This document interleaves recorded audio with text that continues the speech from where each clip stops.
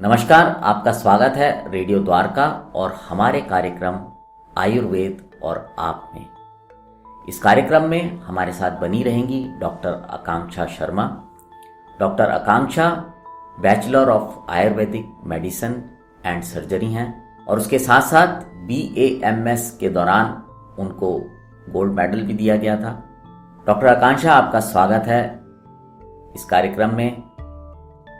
नमस्कार डॉक्टर आकांक्षा, आज हम आपसे सबसे पहले यही जानना चाहेंगे कि आयुर्वेद क्या है और ये आम आदमी की जिंदगी से किस तरह जुड़ा हुआ है। आयुर्वेद असल में एक जीवन विज्ञान है, जीवन को जीने की कला है। आयुर्वेद मेनली 2 शब्दों से मिलकर बना है, आयु और वेद। जहाँ आयु का मतलब होता है लाइफ, जीवन, और वेद का मतलब होता है जानना, मतलब वह विज्ञान जिससे हम आयु के बारे में या अपने जीवन के बारे में जाने या जीवन जीने की कला के बारे में जाने, उसे आयुर्वेद कहते हैं। आयुर्वेद के अवतरण के संदर्भ में कहा गया है कि इसे ब्रह्मा जी ने स्मरण किया था। स्मरण उस चीज का किया जाता है जो पहले से मौजूद होती है, तो इससे हमें आयुर्वेद की नित्यता, शाश्वतता समझ में आती है। ब्रह्मा जी के पश्चात ये विद्या दक्ष प्रजापति, अश्विनी कुमारों और देवताओं के राजा इंद्र के पास गई, और फिर भूमंडल पर जब रोग हावी होने लग गए तब इसकी आवश्यकता महसूस हुई और हमारे ऋषि मुनियों के तपस्या के फलस्वरूप ये इस पृथ्वी लोक पर आयुर्वेद को लाया गया। तो इस तरीके से आयुर्वेद अवतरण माना गया है आयुर्वेद के अंदर।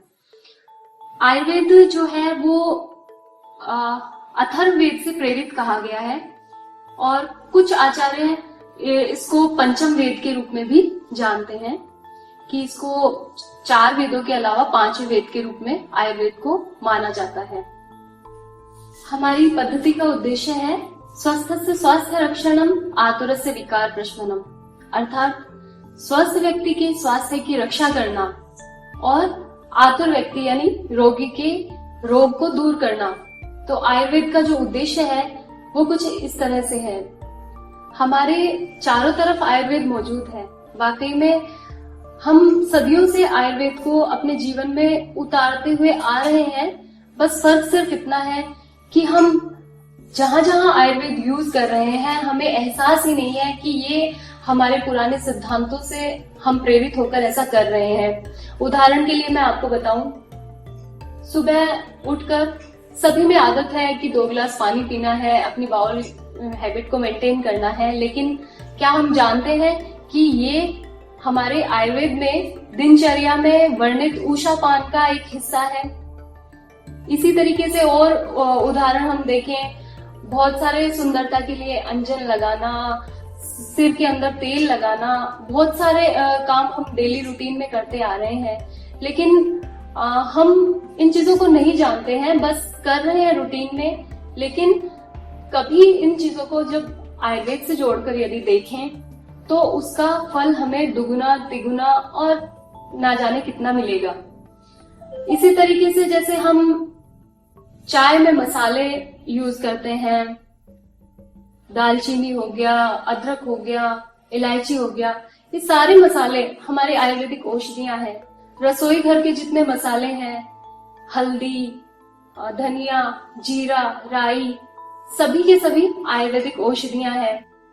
इसी के साथ जैसे हम डेली अपनी फिटनेस को मेंटेन करने के लिए रनिंग, जॉगिंग, एक्सरसाइजिंग करते हैं, वो भी आयुर्वेद में वर्णित व्यायाम का ही एक हिस्सा है। देखा जाए तो आयुर्वेद चारों तरफ से हमारे अंदर समाहित है और हम आयुर्वेद में समाहित हैं। क्योंकि बहुत बार हम एग्जाम्पल देखते हैं, हमारे बड़े बुजुर्ग जो हैं वो सिर पर पगड़ी, टर्बन्स लगाया करते हैं। कभी गौर किया है कि ये भी आयुर्वेद से ही उठाया गया एक पोशाक से संबंधित पार्ट है। पगड़ी का धारण करना वहाँ उष्णीश के उदाहरण से वर्णित किया गया है कि उष्णीश धारण करना चाहिए और बहुत सारे उसके बेनिफिट्स बताए गए हैं, लेकिन जाने अनजाने हम कहीं ना कहीं उससे जुड़े हुए भी हैं और कहीं ना कहीं हम उससे दूर भी होते जा रहे हैं। तो हमारा उद्देश्य है कि अपनी पैथी को हम वापस, अपने सिद्धांतों को हम वापस अपने अंदर उतारें और उनका फायदा पहले खुद उठाएं और फिर दूसरों को उसका फायदा बताएं। तो व्यूअर्स, आपने सुना डॉक्टर आकांक्षा शर्मा को। अगले हफ्ते आज ही के दिन यानी कि मंगलवार को हम फिर आपके लिए अपने कार्यक्रम आयुर्वेद और आप में कुछ नई बात लेके आएंगे। तब तक बने रहें हमारे साथ। ये कार्यक्रम अच्छा लगे तो इसको शेयर भी कीजिएगा, हमारे चैनल को सब्सक्राइब भी कीजिएगा।